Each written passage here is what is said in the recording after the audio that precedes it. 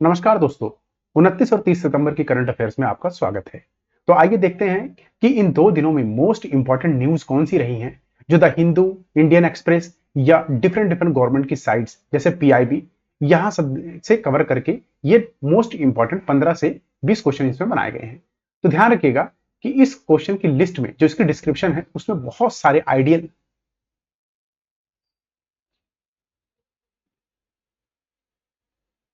नमस्कार दोस्तों। 29 और 30 सितंबर के करंट अफेयर्स में आप सभी का स्वागत है। तो आइए देखते हैं इन 2 दिनों में कौन सी इंपॉर्टेंट न्यूज रही हैं जिससे हमने ये क्वेश्चन तैयार किए हैं। ध्यान रखिएगा, इसकी पीडीएफ आप टेलीग्राम से ले सकते हैं, ठीक है। तो चाहे द हिंदू हो, इंडियन एक्सप्रेस हो या पीआईबी, इन सभी से हमने क्वेश्चन को तैयार किया है। पहले प्रश्न के साथ शुरुआत करते हैं। पहला प्रश्न है, हाल ही में समाचारों में देखा गया जीवित पुत्रिका महोत्सव मुख्य रूप से भारत के किस हिस्से में मनाया जाता है?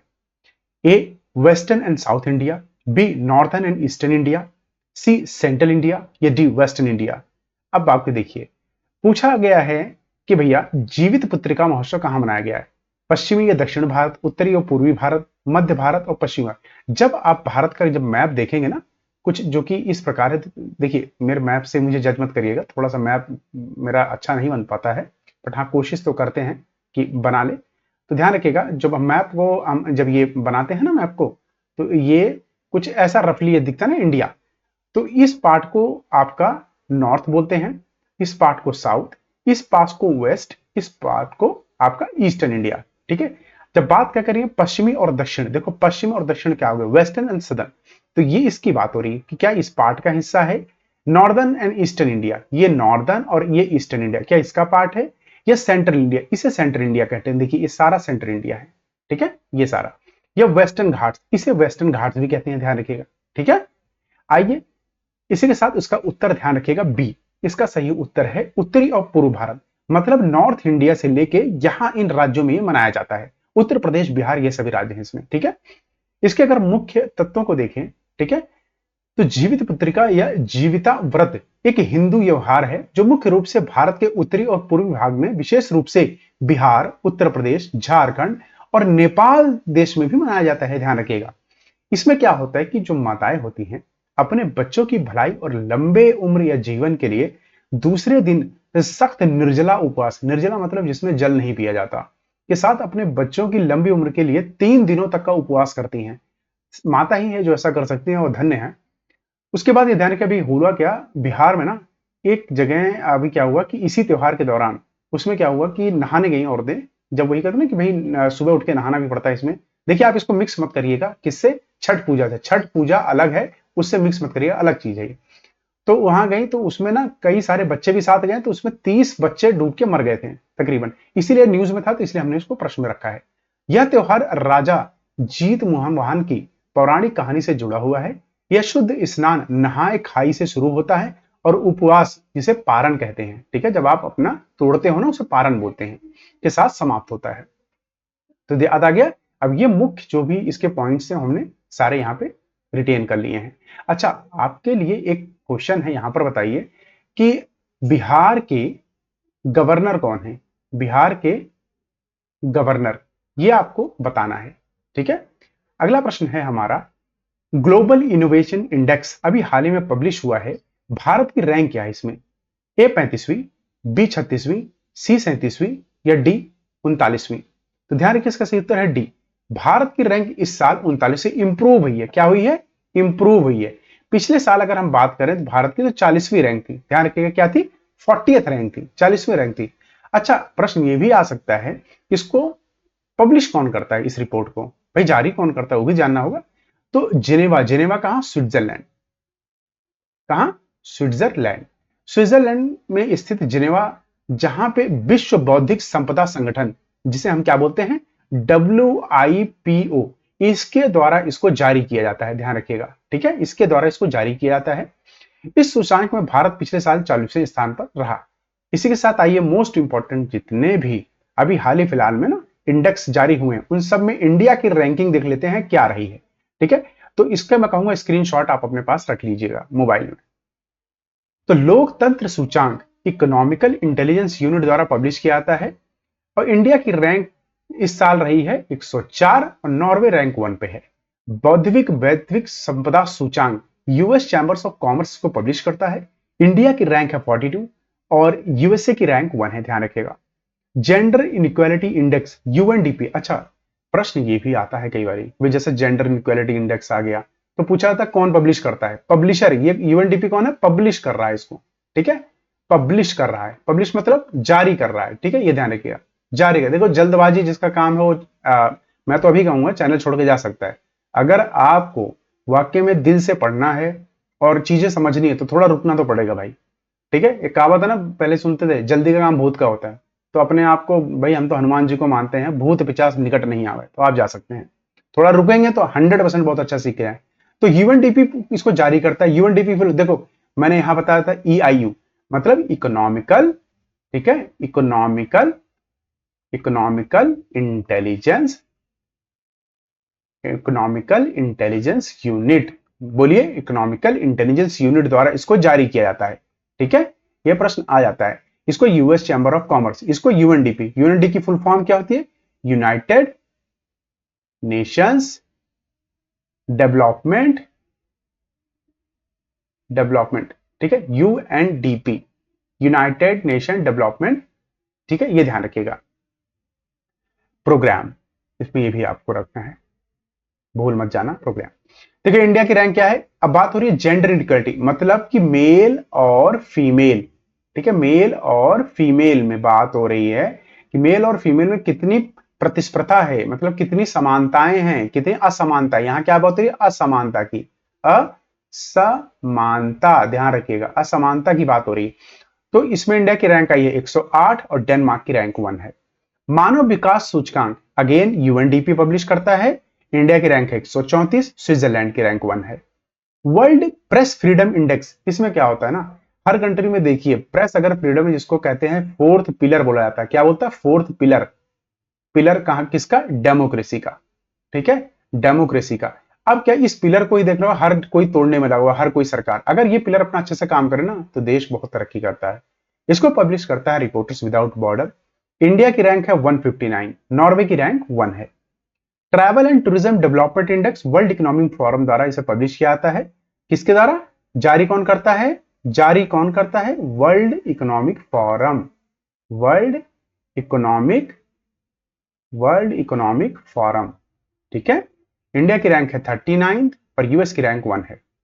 ग्लोबल सिटीज इंडेक्स, तो न्यूयॉर्क में रैंक 1 है और दिल्ली की रैंक है 350। एनवायरमेंटल परफॉर्मेंस इंडेक्स, इंडिया की रैंक है 176, एस्टोनिया की रैंक 1 है। सिप्री, सिप्री आर्म्स की रिपोर्ट पब्लिश करता है कि सबसे ज्यादा भाई असला बारूद किसने खरीदे और किसने सबसे ज्यादा बेचे। तो टॉप इंपोर्टर मतलब आयात, क्या, आयात, आयात कौन कर रहा है, इंडिया, और टॉप एक्सपोर्ट भेजता कौन है, ठीक है, आयात और निर्यात कौन कर रहा है सबसे ज्यादा, तो यूएसए, ठीक है, ये ध्यान रखना आपको, ये आपको ध्यान रखें, ठीक है, ये ध्यान रखेगा। Global unicorn index bye Hurun publish करता है, इंडिया की रैंक है 3 और यूएस की रैंक 1 और चाइना की rank 2। Corruption perception transparency international एक बॉडी है, ये इसे जारी करता है, ध्यान रखिएगा, ठीक है। इंडिया की रैंक है 93 और डेनमार्क की रैंक 1 है, ठीक है। अगला देखते हैं कि अगले साइड पे भी बहुत इंपॉर्टेंट इंडेक्स है, जैसे साइबर क्राइम इंडेक्स, भाई साइबर क्राइम सबसे ज्यादा कहां होता है, कंप्यूटर से जुड़े, इंटरनेट से जुड़े, तो सबसे ज्यादा इंडिया में, देखो इंडिया की रैंक है इसमें 10वीं, सबसे ज्यादा होता है यूएसए में, कहा, सॉरी रशिया में, कहा, रशिया में नंबर 1 रैंक पे है। विश्व खुशहाली रिपोर्ट, मतलब विश्व खुशहाली रिपोर्ट क्या हो गया, इसे हो गया हैप्पीनेस इंडेक्स, क्या बोलते हैं, हैप्पीनेस इंडेक्स। हैप्पीनेस इंडेक्स में यूएनएसएसडीएन पब्लिश करता है, इंडिया की रैंक है 126, फिनलैंड की 1 है। ग्लोबल फायर पावर इंडेक्स में इंडिया की रैंक है 4th, टॉप पे है यूएसए।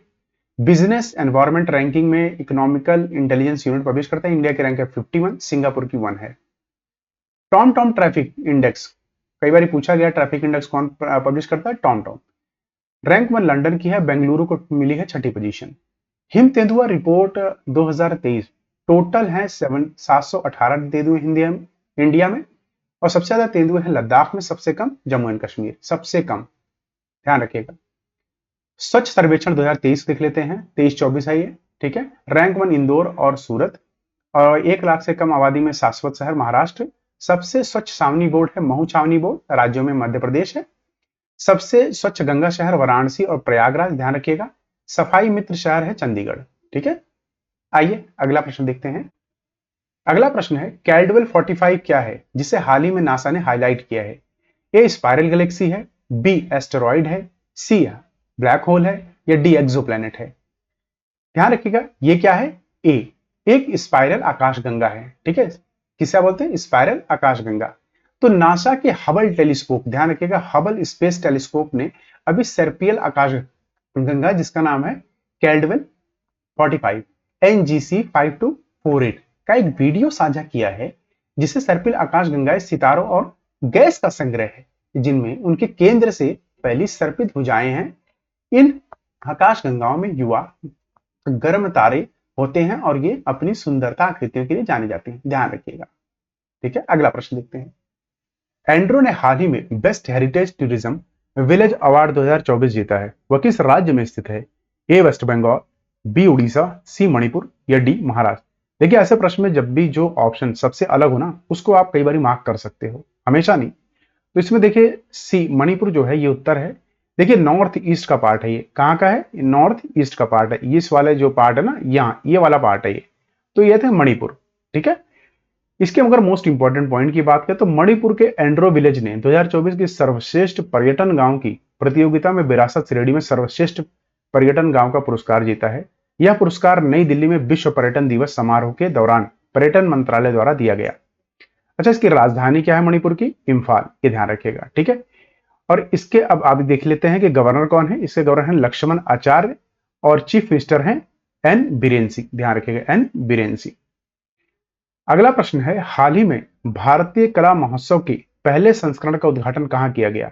इंपॉर्टेंट है, देखिए जब भी कोई चीज पहली होती है, मैंने बोला कितनी बार इंपॉर्टेंट है, फर्स्ट एडिशन की बात हो रही है। भारतीय कला महोत्सव ए बेंगलुरु, बी हैदराबाद, सी नई दिल्ली, या डी सिकंदराबाद? इसका सही उत्तर है यानी कि डी सिकंदराबाद में भी हाल ही में इसका अनावरण हुआ है। ठीक है, पहला उद्घाटन हुआ है। तो राष्ट्रपति द्रौपदी मुर्मू ने 28 सितंबर 2024 को सिकंदराबाद, कहां पर है? तेलंगाना में उत्तरी पूर्वी राज्यों पर ध्यान केंद्रित करते हुए छठे भारतीय कला महोत्सव का उद्घाटन किया। ठीक है, जिसमें अरुणाचल प्रदेश, असम, मणिपुर, मेघालय, मिजोरम, नागालैंड, सिक्किम और त्रिपुरा के 300 से अधिक कलाकार और कारीगर भाग लेंगे, ये ध्यान रखिएगा। ठीक है, आइए अगला प्रश्न देखते हैं कि हाल ही में किसे प्रतिष्ठित 2024 सशस्त्र रामानुजन पुरस्कार से सम्मानित किया गया? ए रिगज्वांग झांग, बी आदि नारायण धोनी, या सी रीता सिंह, या डी अलेक्जेंडर डुन? इसका सही उत्तर है डी अलेक्जेंडर डन, ध्यान रखिएगा। ठीक है, वहीं मोस्ट इंपॉर्टेंट जो भी अवार्ड दिए गए हैं उनको देखने से पहले एक बार देख लेते हैं कि अलेक्जेंडर डन ने 2024 में सशस्त्र रामानुजन। अच्छा, रामानुजन कौन थे? ये बहुत बड़े मैथमेटिशियन थे इंडिया के। ठीक है, ध्यान रखिएगा, बहुत बड़े मैथमेटिशियन। तो जीता यह पुरस्कार 2005 में तमिलनाडु के सशस्त्र विश्वविद्यालय द्वारा स्थापित किया गया था। आइए इसके साथ साथ मोस्ट इंपॉर्टेंट जितने भी अवार्ड दिए गए हैं उन सबको यहां रिवाइज कर लेते हैं। ठीक है, जैसे रेमन मक्ससे पुरस्कार 2024 ये दिया गया हयाओ मिकाजी को दिया गया है। विश्व प्रेस फोटो 2024 मोहम्मद सलीम को दिया गया है। आर्यभट्ट पुरस्कार पल्लवी सुब्बाराव को दिया गया है। लता दीनानाथ मंगेशकर पुरस्कार 2024 अमिताभ बच्चन को दिया गया है। एबल पुरस्कार गणेश का नोबेल पुरस्कार कहते हैं, मिशेल तालाग्रैंड को दिया गया है। इरामस पुरस्कार अमिताभ घोष को दिया गया है। 2024 का प्रिट्जकर पुरस्कार इरिकेन यामामोटो को दिया गया है। सैन gender advocate of the year award Radhika Sen को दिया गया है। शॉ पुरस्कार पूर्व का नोबेल पुरस्कार कहते हैं, श्रीनिवास आल कुलकर्णी को दिया गया है। KISS मानववादी पुरस्कार रतन टाटा को दिया गया है। साहित्य अकादमी फेलोशिप अवार्ड रस्किन बॉन्ड को दिया गया है। गोल्डमैन पर्यावरण पुरस्कार 2024 ग्रीन नोबेल प्राइज कहते हैं, आलोक शुक्ला को दिया, छत्तीसगढ़ के हैं। ट्यूरिंग पुरस्कार 2023 का कंप्यूटिंग का नोबेल पुरस्कार कहते हैं, ये भी विंटरसन को दिया गया है। अंतरराष्ट्रीय बुकर पुरस्कार 2024 ध्यान के वेरी इंपॉर्टेंट जेनी अनपरबैंक को कायरोस उनकी बुक के लिए दिया गया है, ट्रांसलेटर इसके Michael Hopman. विटली gold award green Oscar कहा जाता है, पूर्णिमा देवी बर्मन को दिया गया असम की, ध्यान रखिएगा। ठीक है, ये नीचे वाले पे इतना फोकस मत डालिए, ये गलती से आ गया है यहाँ पे। ठीक है, अगला प्रश्न है जम्मू कश्मीर के नए DGP के रूप में किसे नियुक्त किया गया है? ए नलिन प्रभात, बी आलोक रंजन, सी अमृत मोहन प्रसाद, या डी तुकिन कांत पांडे? इसका सही उत्तर है ए नलिन प्रभात को अभी हाल ही में यहाँ का DGP नियुक्त किया गया है। इसके साथ साथ मोस्ट इंपॉर्टेंट आइए जितने भी अभी डायरेक्टर जनरल बने उन सबको यहाँ हम रिवाइज कर लेते हैं।